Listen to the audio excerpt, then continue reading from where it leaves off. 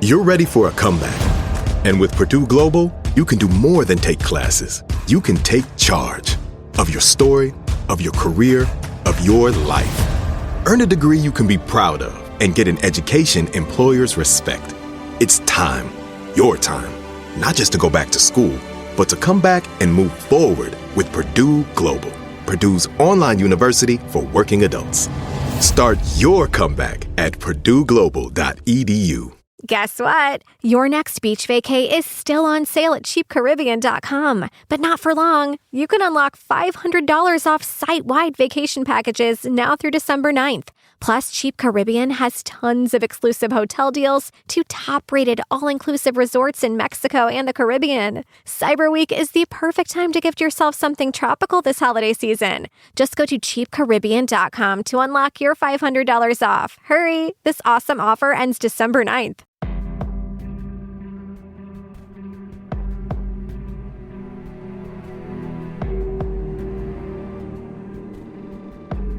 In 2014, a popular Atlanta DJ was gunned down in his driveway. When the wife of another DJ was killed months later, some wondered if people were targeting those working in the clubs. Though the police said that's not what happened here, many still think the cases are related. I'm Charlie, and welcome to Crime Lines.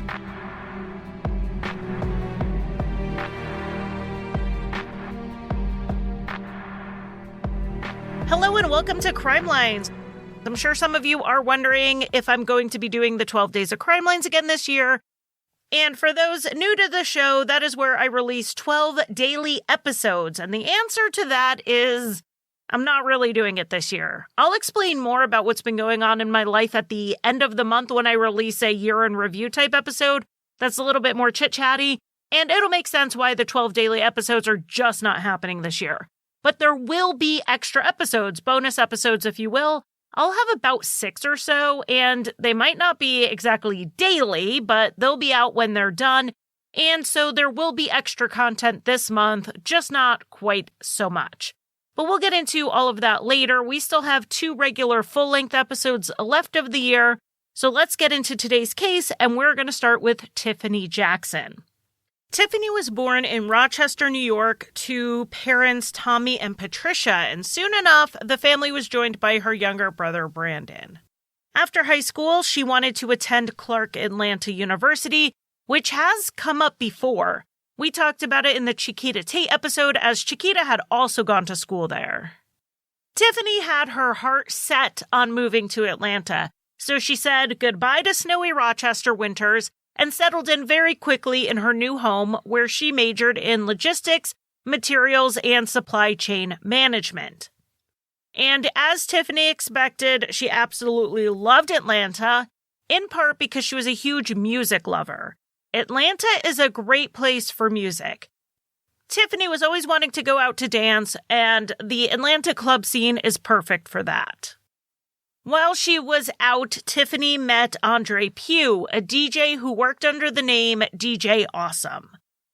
They dated through most of the time Tiffany was in college, and after she graduated in 2006, she found a job working for Delta Airlines. A year after she graduated, and about 4 years into her relationship with Andre, Tiffany had their first child together, a little girl. On Valentine's Day 2009, they got married with their daughter serving as their little flower girl, and over the next 4 years, Tiffany's career really gained momentum, as she was first promoted to a supply chain management pricing analyst and then to a supply chain management commodity manager, which was in the direction of her dream job. And if you got that job today, it would pay about $120,000 a year. So while it didn't pay that much 10 years ago, it paid the equivalent. So this was definitely a good job that allowed Tiffany to support her family. Motherhood and career-wise, Tiffany had everything she ever wanted. But her relationship with Andre was a bit of a roller coaster. They hit a rocky patch in 2011, and they separated. It's not clear exactly what led to this separation, but we do know that it didn't even last a year before they reconciled. After reconciling, Tiffany and Andre had a son together, and then they bought a very nice house in the Atlanta suburb of East Point. And this house was gorgeous. It was a newly built, nearly 4,000 square foot family home. They had a nice neighborhood, good schools, a big house, and they were still not far from all of the excitement of Atlanta.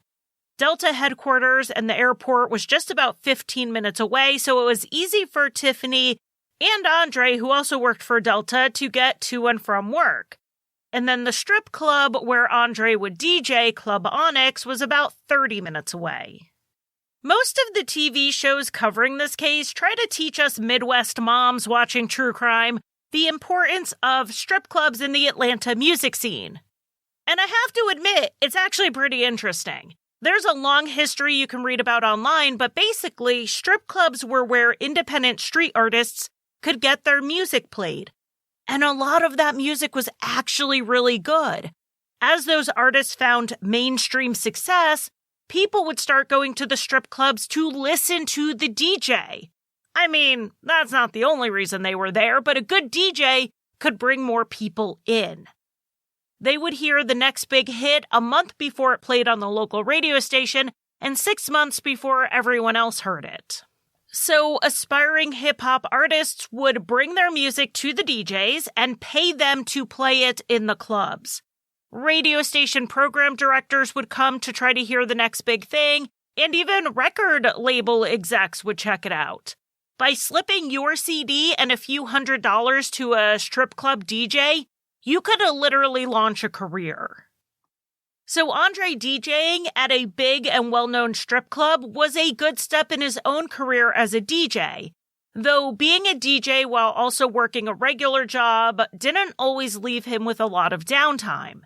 And that might be why Tiffany found being close to work so important, because she didn't want to spend her time commuting when she could spend that time with her kids.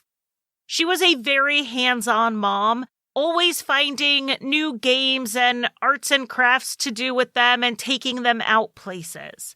She just loved the time she had with them, and if she had a little extra work to do, at the end of the day, she wouldn't even touch it until after they were in bed. Now, that didn't mean Tiffany never went out, and she would sometimes go to the club while Andre DJ'd and hang out in the booth with him. But of course, that happened less after the kids were born, and on most Saturday nights, she would be home with them while Andre was at work. And that's exactly what they did on Saturday, November 22nd, 2014. Andre was DJing at the club, so Tiffany was home with the kids, which included their 7-year-old, their 2-year-old, and a sleepover guest. So it was the wee morning hours of November 23rd that Andre finished up his set at Club Onyx, and he started to drive to another club when his security company that covered his house, ADT, called to say that the glass-breaking sensors had been tripped at the house. So Andre changed course and headed home instead. On the drive home, Andre did try to call Tiffany, but she didn't answer. And when he got to the house, he saw that the side gate was open, and that's when Andre decided to call 911 because the gate to their backyard was never left open. The call to 911 came in at about 6:15 in the morning. Andre told the dispatcher about the call from the alarm company. He said that not only was the gate open, but a door to his garage was open as well, and there was a broken window. He said he hadn't gone inside himself yet, but he did try to call his wife 3 times, and she didn't answer, and he was afraid that she had been murdered. The dispatcher sent officers out to the scene where they were advised that the alarm had gone off at 5:58, which is the time that ADT alerted the police. But the alarm was canceled a few minutes later before anyone arrived at the house. When the police arrived at the scene in response to Andre's call, they saw him frantically waving his arms to flag them down. He told them that his kids were in the house, and like he told 911, Tiffany was not answering the phone. He explained that he wasn't home when the alarm went off, but rather headed there after he got the call from ADT. The responding officers entered the house and they made their way through slowly, keeping an eye out for any intruder. One officer could hear a child crying, and when he entered the main floor guest bedroom where the cries were coming from, he saw a 2-year-old in the bed on top of his mother, 30-year-old Tiffany Jackson-Pew. The little boy was unhurt, but he appeared to be trying to wake her up. They picked him up off of her and checked Tiffany's pulse, and they were not surprised that they didn't find one. They could see the fresh gunshot wound to her head and another to her chest. Andre's belief that she had been murdered was confirmed. Continuing through the house, they found that there was no one else in the home except for Tiffany and Andre's daughter, who was 7, and the sleepover guest. They were safe and accounted for. All 3 children were taken out of the home while the investigators processed the scene, and Andre went down to the station to sit for a full interview. In Andre's full statement, he gave more of a timeline of the night, saying that he had been at the Club Onyx, until around 5:15, and he was on his way to the other club to see a friend when he got a call from ADT. He said the call happened between 5:30 and 5:45. We know he was a little off on this timeline because it was 5:58 when ADT called him because they contacted the police at the same time. Andre clarified that he had actually missed the initial call from ADT and he had to call them back. He said he asked them to turn the alarm off so it wasn't blaring and waking the children up. Andre mentioned how Tiffany didn't pick up the phone, and that surprised him because she wasn't a very heavy sleeper, so he would have expected she would have answered the phone if she could have. Andre then said that when he got home, he went inside and he noticed that the alarm was armed. I want to note that this is a contradiction with his other statements that he did not go inside. Whether he went inside or not should have been a pretty easy detail to keep straight, so this got the investigators' attention immediately. Andre went on in this statement to say that he went to the guest bedroom where Tiffany was sleeping.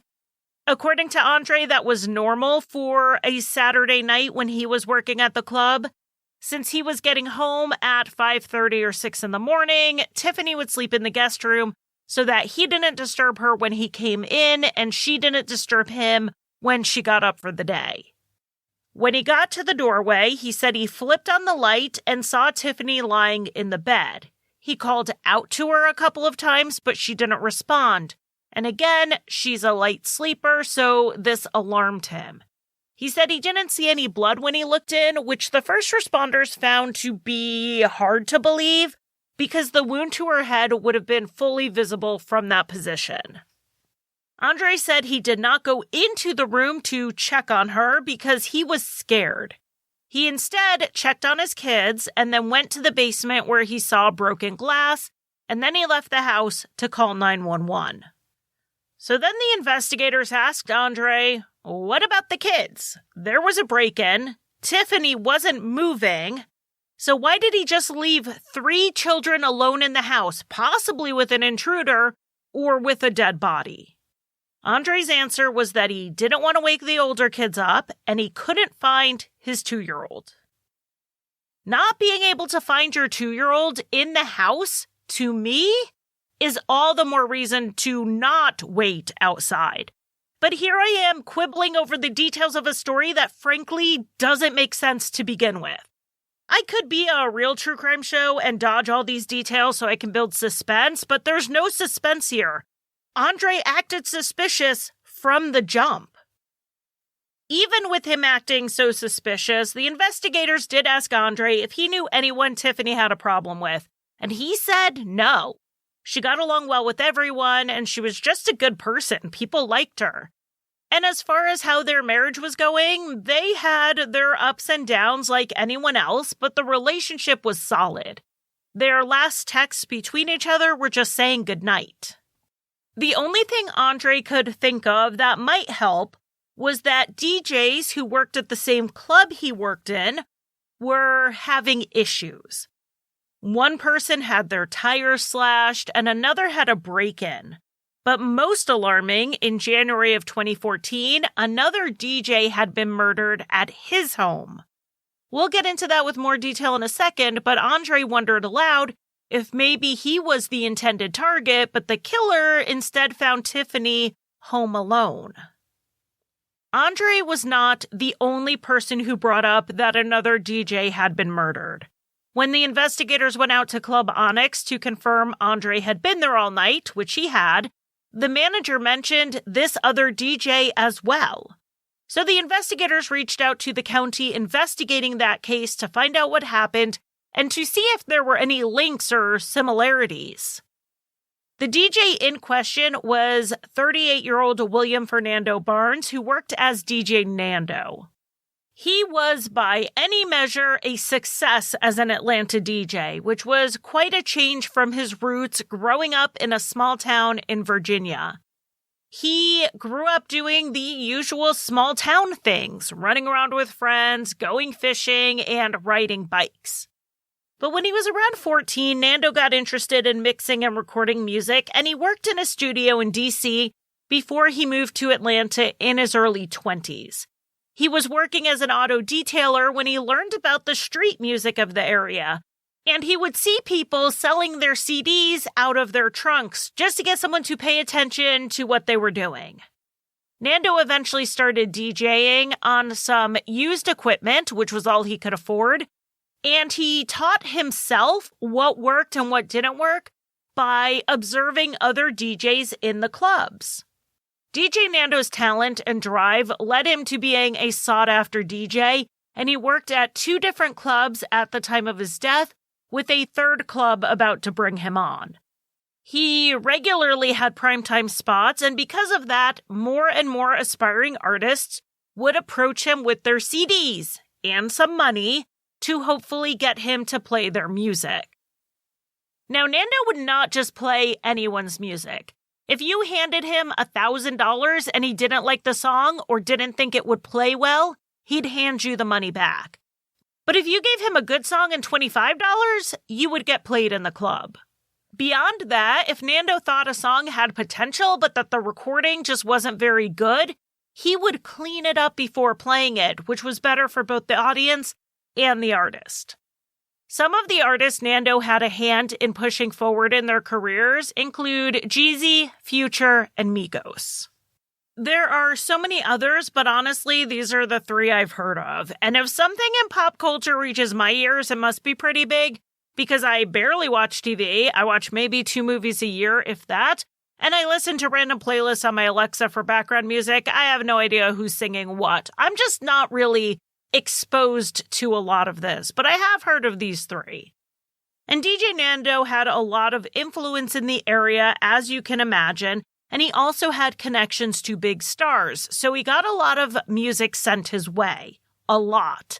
Even if he wanted to play every single thing that came to him, he couldn't have. And I'm sure it was a huge disappointment for someone to not get their music chosen. And some think that might have been at the root of why someone targeted DJ Nando on the morning of January 14th, 2014.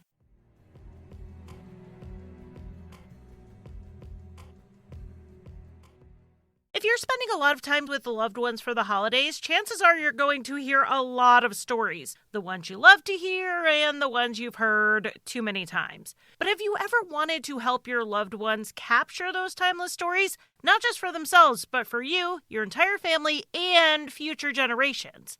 It can seem daunting to write an entire book of life memories, but Storyworth makes it easy and fun. My mother-in-law has always wanted to write down her life story, and thanks to Storyworth, we were able to get this done one piece at a time. Every week, she was emailed a thought-provoking question, and I got to help pick some of them out. She ignored most of my suggestions and had the questions that she wanted to answer and get the stories out there that she wanted to get out. But if you have someone who needs a little help getting started, these prompts are amazing. All you do is respond to the email with a story. It doesn't matter if it's long or short. And after a year of writing, Storyworth will compile all of these stories and photos into a beautiful keepsake hardcover book. My mother-in-law got extra copies printed so that she could give it out as a gift. And go on my Instagram and my TikTok because I'll post a little video about the quality of this book. This is a keepsake and you can cherish it for generations because it will absolutely hold up. Help your family members share and capture their stories this holiday season with Storyworth. Go to storyworth.com/crimelines today and save $10 on your first purchase. That's STORYWORTH.com/crimelines and save $10 on your first purchase. Storyworth.com/crimelines. Today's episode is sponsored by newspapers.com, the largest online newspaper archive that I use in pretty much every episode of Crimelines I make. They have more than 1 billion pages from the US, UK, Canada, Australia, and beyond. If you are captivated by stories of the past, if you like to get in there and get all the little details of true crime cases as they developed, newspapers.com is basically a time machine for you. It provides unparalleled access to 3 centuries of history. You can dive into their extensive archives to experience history as it happened, looking at news, events, and even everyday moments that shaped the world around us.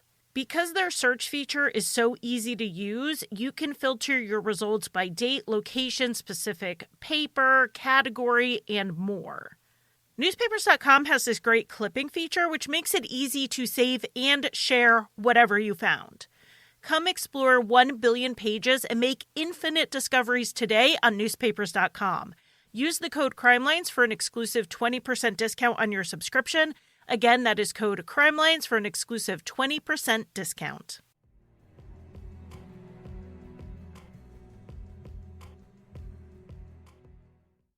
It was about 3:30 in the morning and Nando had just gotten home from the club. His girlfriend Shantae went into the house ahead of him and Nando carried in a load of equipment. He went back out to his Jeep to get the rest of it when someone approached him and shot him in the head. Shantae heard the shot and looked out the window to see Nando on the ground outside of his Jeep. She grabbed the phone as she ran outside and called 911 while she was trying to administer first aid. She did everything right, but it would not be enough, and Nando died at the scene. Nando had a security system and cameras operating at his house. When those were checked, it was confirmed that this was not a random attack or a robbery gone wrong. The cameras captured a man with his hood pulled up, walking to Nando's house a few hours before the murder.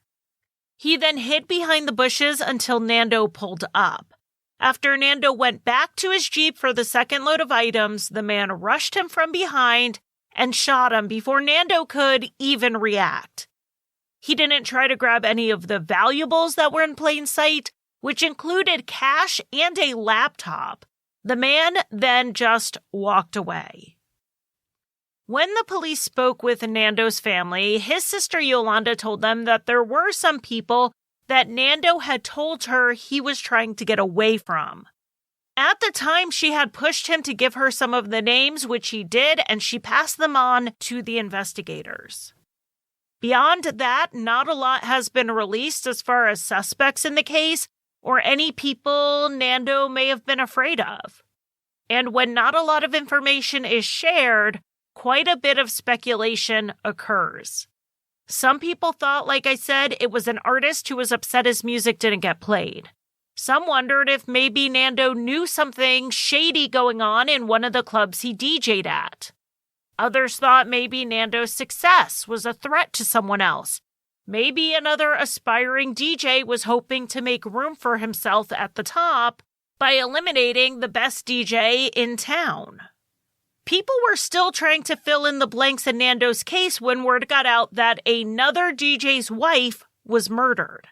Not just another DJ, but another one connected to the same club, Club Onyx. And both victims had been shot in the head at their homes in the early morning hours. And both crimes appear targeted. Just like with Nando's case, there was no attempt of a robbery at Tiffany's house. Everything at the scene looked untouched. There wasn't even a fake ransacking like we've seen in other cases. The investigation of the scene at Tiffany's home showed that someone had entered the house through a back window. Though contrary to what Andre said, the glass wasn't broken. The window had been opened and someone climbed through. The blinds were somewhat bent, and one source said the screen was either cut or removed, but the glass was intact. The back door was also open, and it looks like that's probably how the killer got out of the house.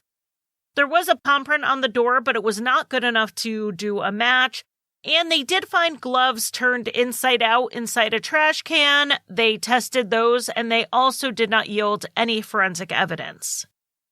Like DJ Nando, Andre had security cameras installed at his house, and he confirmed with the police that there were 6 of them, mostly on the outside of the house, that were operational.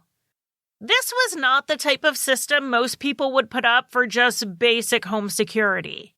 This looked like someone who was truly worried about their safety at home, with multiple cameras covering the outside of the house, alarms that would be triggered by doors or windows opening or the sound of glass shattering, and at least 1 or 2 cameras on the inside.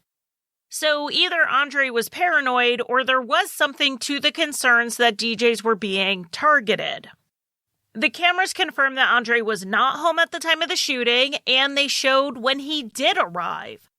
And they cleared up the question of whether he went in the house or not. In spite of his step-by-step walkthrough of entering the house, seeing the alarm was set, going to the bedroom, looking for the kids, going to the basement, and then leaving the house, the camera showed Andre pulled up to the house, got out of his vehicle, and waited for the police. They also saw on these cameras that a second man got to the scene before the police did. That seemed strange, and this man, Cliff, went to the station to talk to the police voluntarily. He worked at the club with Andre, and some sources say he was Andre's boss. He and Andre, in addition to that, were good friends.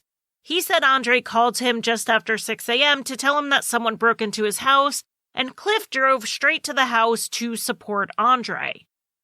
He told the police that when he got there, Andre told him he had not gone inside. So, the reason Cliff beat the police to the scene was because Andre had called him first. He actually called him about 10 minutes before he called 911. With as many cameras as Andre had on his house, the investigators thought that surely they would see the killer on one of the cameras, but they didn't. Whoever did this managed to make it in and out of the house without getting caught on any of the outside or inside cameras. And this seemed unlikely, but it's not like the investigators didn't know that people do sometimes get lucky. Some cameras are motion activated, and if you move slowly enough, you're not setting them off. So it didn't necessarily mean that the shooter definitely knew where the cameras were and knew how to avoid them, but that is also a possible explanation. So either they knew what they were doing and knew where the cameras were, or they just got lucky.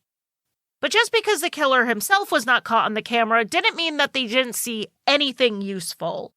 Shortly before the shooting, a car drove past the house and parked, with most of the car being off camera. They couldn't see anyone get out of the car, but the motion-activated floodlight came on, which indicated that someone was walking into the backyard. It was just a minute later that Tiffany was shot. And they knew exactly when Tiffany was shot because that is what set off the alarm. The sound of the gunshots triggered the broken glass sensors in both the guest bedroom and the living room. And the police were able to further confirm this with the interior camera. At the same time those alarms went off, they could see dust being disturbed in the entryway, and shortly after that, Tiffany's 2-year-old walked into view. The shots shook the house enough to kick up a little dust and to wake up Tiffany's son. With this timing of the car being seen about a minute before Tiffany's murder, it's pretty obvious this car is relevant. Unfortunately, the quality of the camera was not good enough in the dark that they could tell make or model of the car, let alone get a license plate number. But they did know it was a dark-colored car with one interesting feature. The driver's side parking light was out. So when they backed up the camera to take a look at what was going on in the neighborhood leading up to this, they were able to pick out that car because the light was out. And this is how they know the car first showed up in the neighborhood at 4:45 a.m., passing the house. It was an hour later that it passed the house again, and then it was at 5:57 that the car parked. From when the car parked until the alarm went off until the car pulled away was about 3 minutes. So someone managed to find an unlocked window, climb through it, find Tiffany not in the primary bedroom but in a guest room, shoot her, get away, and never show up on the cameras. And that sounds like someone who knew the layout of the house and knew Tiffany would be sleeping in the guest room. Being that this car likely belonged to someone Tiffany and/or Andre knew, the investigators subpoenaed the cell phone company to do a tower dump. Basically, they wanted every cell phone number that pinged off the towers near the crime scene from about 4:45 in the morning until 6 a.m. While waiting on that information, the investigators talked to Tiffany's father, Tommy. They told him that they were looking at various angles, which included looking into his son-in-law, Andre. And they mentioned that Andre had voluntarily handed over his cell phone so that they could check his messages and also his location. On hearing this, Tommy asked if they got both of Andre's cell phones, which the investigators had to admit they did not. In fact, they didn't know Andre had 2 phones because he only offered up one when they asked for it. So Tommy gave them the phone number of the second phone, and the authorities got a warrant to search that one as well.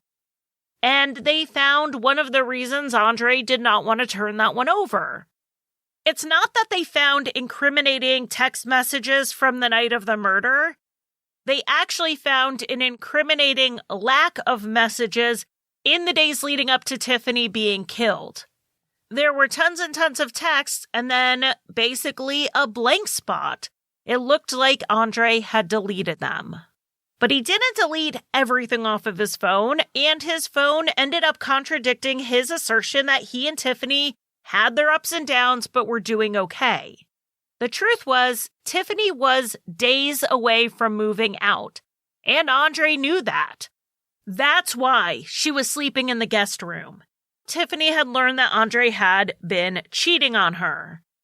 Within the club, it was a pretty open secret, with Andre even taking women home with him when Tiffany would be out of town or at work. And he didn't mind bragging about it. It's not clear if Tiffany knew how extensive his cheating was, but after she found out, Andre said he loved her and he wanted to save the marriage. Tiffany wasn't sure there was a relationship worth saving there, and that became more apparent to her in June of 2014 when her mother died. Her mother's death was pretty sudden. In May of 2014, she became sick with pneumonia, and she wasn't getting any better. Tiffany flew to be with her, and on June 1st, she died at the age of 53. Andre flew out for the funeral, but he left pretty much immediately afterwards. And when Tiffany got home to Atlanta, she was grieving, and Andre simply was not showing up for her. That entire summer, things were tense between them, and in September, Tiffany went and met with a divorce attorney. Andre was resistant to getting a divorce, but one night the two had a very deep conversation about it in late October or early November. They did not talk from the standpoint of whether or not they should divorce, but rather what the separation would actually look like in regards to custody and co-parenting, and who was going to move out and who was going to stay in the house and all of that. According to what Tiffany told her best friend at the time, the conversation went well. It was not heated at all, and it was very much focused on how to best move forward. They agreed that Andre would stay in the house, and Tiffany was going to move out on December 1st. That said, according to the text messages from Andre to Tiffany after that, the goodwill was wearing thin and the amicable separation may not be on the table. Andre would beg Tiffany not to leave him, and eventually, 5 days before she was killed, he sent a text saying, quote, "I won't let you leave me now or never," end quote. And Tiffany replied to that she took that text as a threat. Tiffany's boss also told the police that Andre was unhappy about the upcoming divorce, and he even accused Tiffany of cheating on him, which I guess maybe she was, depending on your definition. She had a divorce attorney, she was sleeping in the guest room, and she had a move-out date. And with all that, she started seeing a coworker at some point. I mean, maybe that's still technically cheating, but I kind of see it as moving on pretty fast. Maybe faster than she should have, but regardless, Andre had no room to talk. Tiffany, at the end of their marriage, started dating someone, whereas Andre had cheated on her with a number of women while saying he loved her and wanted to make the marriage work. In fact, the police could see on his phone where within minutes of each other, he would be texting Tiffany how much he loved her, but then also actively sexting another woman.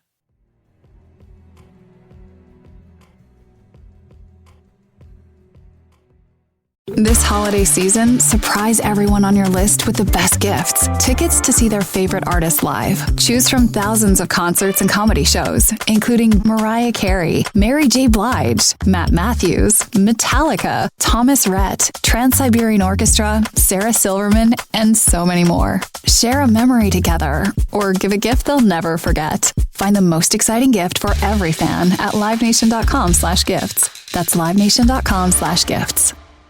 Attention parents and grandparents. Are you searching for the perfect gift for your kids this holiday season? Give the gift of adventure that will last all year long. A Guardian bike. The easiest, safest, and quickest bikes for kids to learn on. Kids are learning to ride in just one day. No training wheels needed. What sets Guardian bikes apart? Designed especially for stability, they're low to the ground with a wide wheelbase and ultra-lightweight frames, offering superior control and balance. This design gives young riders the ability to learn in just one day, without tears or frustration. Guardian bikes are the only kids' bikes designed and assembled in a USA factory, ensuring top-notch quality and durability. They were also featured on Shark Tank and are the New York Times Wirecutter Top Kids Bike Pick for 2024. Make holiday gifting stress-free with Guardian bikes. With guaranteed 1 to 2 day shipping for just $29, you can trust your gift will arrive in time to create magical memories this holiday season. Plus, sign up for their newsletter to receive a free bike log and pop with your first purchase. The perfect stocking stuffer for any kid on your list. Visit guardianbikes.com to secure the ultimate holiday gift today.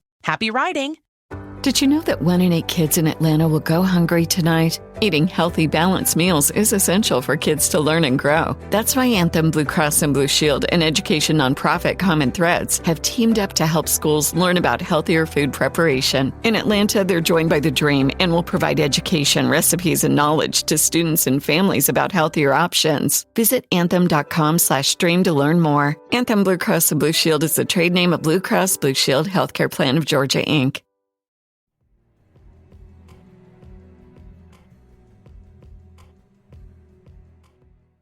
Tiffany did not want Andre to know about her new relationship, probably just to keep the peace, but he started having his suspicions. One time, Tiffany found out that Andre had hidden his second phone in her car so he could track her location. Another time when he got mad about something, he had his friend go over to the house and lock Tiffany out. So Andre outright lied to the police when he said that their relationship was fine. And it didn't seem like a coincidence that she was killed 5 days after he said, "You'll never leave me," and 8 days before she was scheduled to move out. All of this information was coming into the investigators very fast, and none of it looked good for Andre. But the problem was the police did not believe Andre killed Tiffany himself. The car that was seen at the house was not his vehicle, and they believe that Andre had hired someone to kill his wife. And this suspicion was confirmed with more security footage that they got from a neighbor. This neighbor lived a few doors down, but right by their house was a cul-de-sac, and they had a camera that faced that area. The same dark car with the burned-out parking light pulled into the cul-de-sac around 4:50. It returned again at 5:48, 10 minutes before the shooting. This time, the car parked. At 5:57, 1 minute before the shooting, the headlights to the car flashed, and a second car pulled up alongside in a way that the two drivers were able to speak to each other. So we have two cars, and one of them belongs to the killer. This is sounding like a conspiracy. The interaction between them was very brief, and both cars drove off, with the black car then parking near Tiffany and Andre's house. It was there, like I said, for less than 3 minutes before it zipped out of the neighborhood. The question was, who were the people driving these cars? Getting that cell tower dump was very helpful because they cross-referenced the tower info with phone numbers on Andre's cell phone. And they found one that was not just in the area that night, but Andre was in contact with this person several times in the overnight hours leading up to Tiffany's murder. And this person was a childhood friend of his named Adrian Harley. Andre and Adrian were very close. Adrian worked for Andre as a bit of an assistant, but their friendship predated them working together. Adrian was the best man at Andre and Tiffany's wedding. He was the godfather to their son. And at Tiffany's funeral, he had been asked to be a pallbearer. You don't really get closer than this. So the police checked to see what cars were registered in Adrian's name to see if he owned a dark-colored vehicle.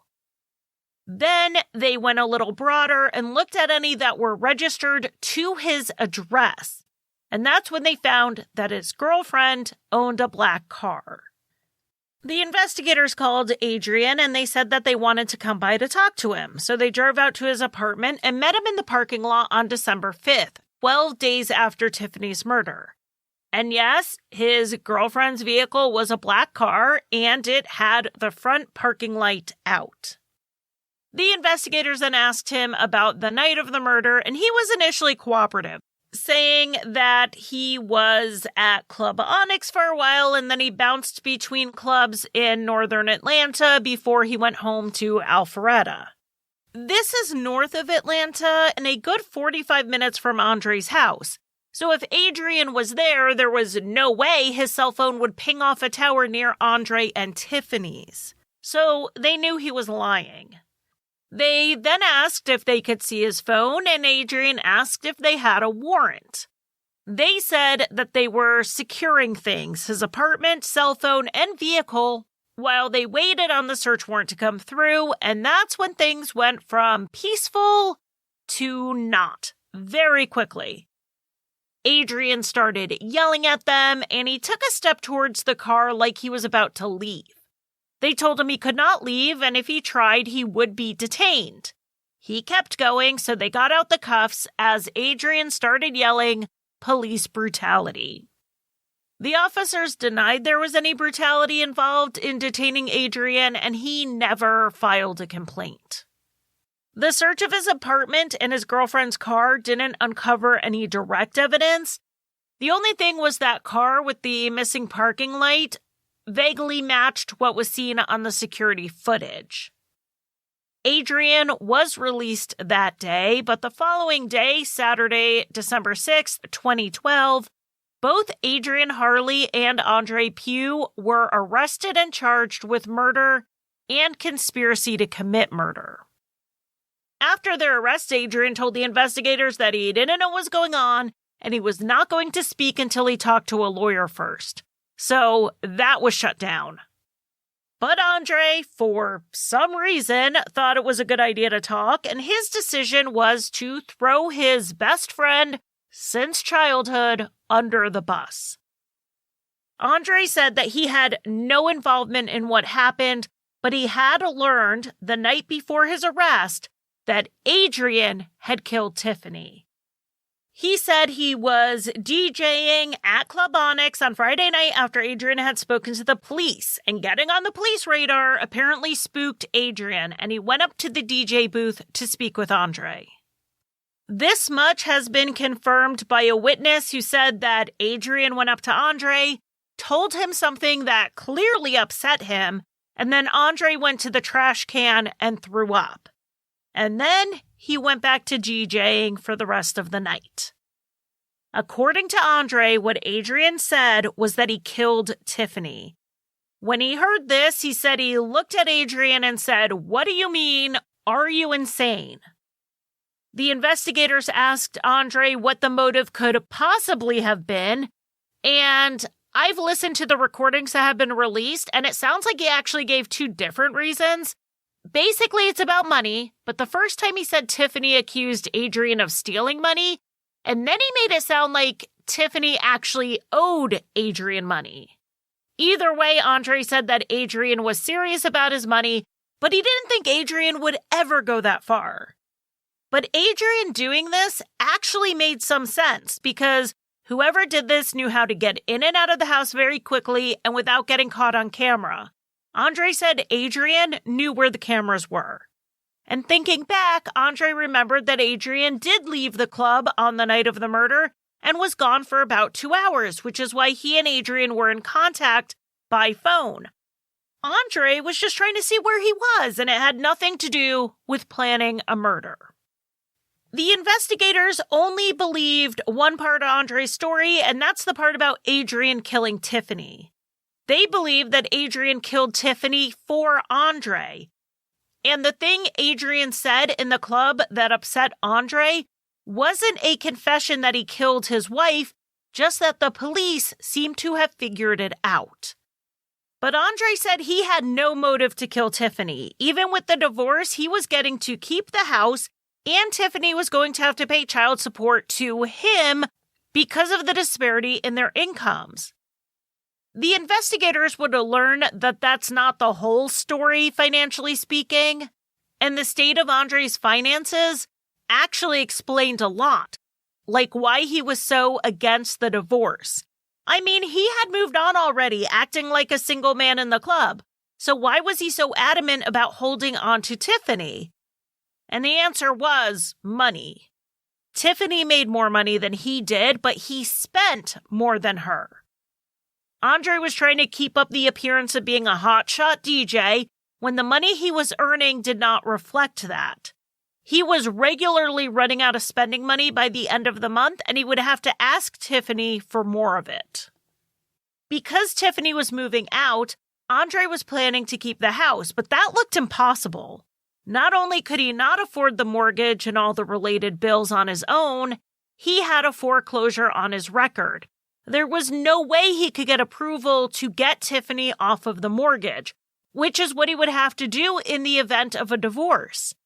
And with his bad credit, he might have trouble finding any place to live that would be up to his standards, or up to the standards he needed to keep up appearances. The evidence showed that Andre told someone the night after Tiffany had been killed that he contacted the Social Security Administration to find out how much money he was going to get for survivors' benefits for the 2 children.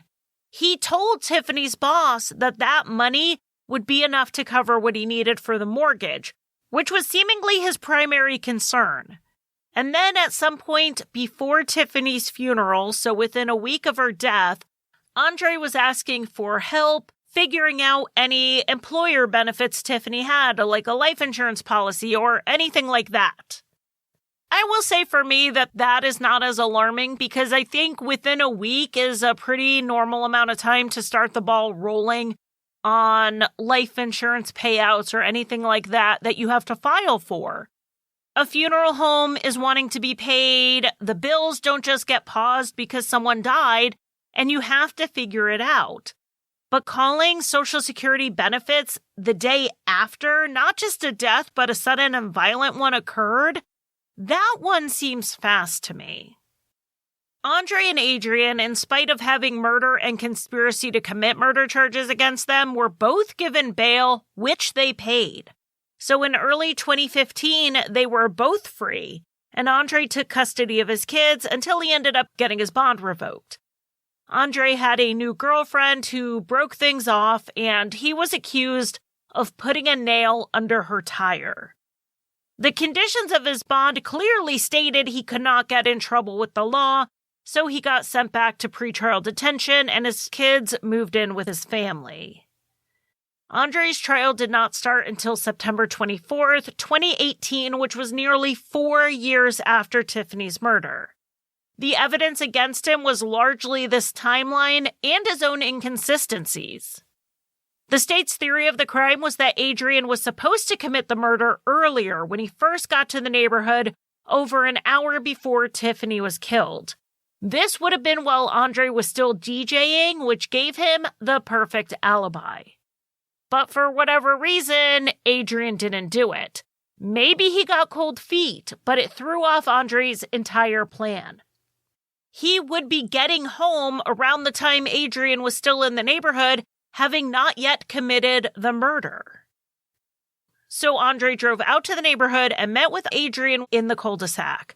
We don't know what they talked about, but the theory is that Andre was talking him into going through with it. This did mean that Andre's alibi had to be adapted, but that was only if the investigators could figure out Tiffany's time of death, and they wouldn't know that if Adrian could, 1, avoid being caught by the cameras entering the house, and 2, not set off the alarm. He found the unlocked and unarmed window quickly because Andre left it there for him. And Adrian managed to get into the house without setting off the alarm, but he did not anticipate the glass shatter sensors going off. Once that alarm went off, Adrian panicked, and if there was a plan to stage a burglary gone wrong or anything like that, his chance was gone. He just had to run out of there. For Andre, this gave the police a timestamp of when the murder happened. So when he got the phone call from the alarm company, he had to come up with a reason why he wasn't home yet. And so he said he was driving to another club. But according to a cell phone record analysis done by the FBI, Andre was actually near his house at this time. That alarm going off was not part of the plan, and everything Andre did after that point was him just winging it. And while I don't know anything about Andre to tell you whether he was a smart man or not, he's definitely not a cunning one, because he could not think or lie on his feet very well. He couldn't even keep it straight whether he went into the house or not. And there was another detail that he threw in there that the state said sunk him. Andre said that he saw that the basement window was broken, but it wasn't, so why would he make this up? The alarm company said they didn't tell Andre that it was broken, and why would they, since their data didn't show that's what happened? According to the state's theory, Andre saying it was the basement window was a guess based on other information he had. When Andre heard from the alarm company that the broken glass sensor went off, he assumed it was the one in the basement because he knew Adrian was supposed to go through that window. He thought, incorrectly, that Adrian must have accidentally broken that window when he climbed in. The only reason for him to assume it was the basement window was if he knew entering it was part of the plan. As for his changing stories on whether he went into the house or not, Andre must have realized how weird it sounded when he told 911 that he thought his wife was dead, but he never went inside and he never checked on his children. So then he changed his story to say that yes, actually he did go in thinking that that sounded better, but not thinking about how changing his story was going to come across. Again, this is not someone who can think on his feet, and the alarm going off really caused him to unravel, and he made a bunch of errors. His defense stuck to his story that Adrian did this on his own. Those texts trying to get Tiffany to reconsider divorce, the pleading ones and the vaguely threatening one, those were just last-ditch efforts to save the relationship with the woman he loved. Andre didn't want her dead, he wanted to be with her. And even if she insisted on a divorce, Andre didn't need the benefits from her death to make ends meet because he made enough money, and like he already told the police, she would be paying him child support. Andre's trial lasted 2 weeks before the jury found him guilty. He was sentenced to life in prison. There was some hope after this conviction that maybe he would flip on Adrian and agree to testify, but I don't see why he would. He had nothing really to gain, and he was appealing his case at the time. So when Adrian Harley finally went to trial, which didn't happen until October of 2022, nearly 8 years after Tiffany's murder, Andre was not a witness. But even without him, the case against Adrian was pretty strong, and he was found guilty and also sentenced to life in prison. And here's something that I think about a lot with cases that I think this one illustrates really well. So often the difference between a case being solved or unsolved comes down to the luck of the police versus the luck of the perpetrators. If Adrian had stuck to the initial plan to kill Tiffany while Andre was still at the club, there would have been no meeting at the cul-de-sac. And if he never set off the alarm, Andre would never have been under so much pressure that he couldn't help but mess up his story. Maybe Adrian would have still been caught thanks to the cell tower dump, but connecting Andre to the conspiracy would have been nearly impossible. Thanks to Adrian's choices, bad luck, and Andre's inability to just stop talking, the murder of Tiffany Jackson-Pew has been solved. But the police have not been so lucky in the murder of DJ Nando. That case remains unsolved nearly 11 years later. And just because this case doesn't look like someone was targeting DJs, it doesn't mean that people have stopped wondering if these cases were connected.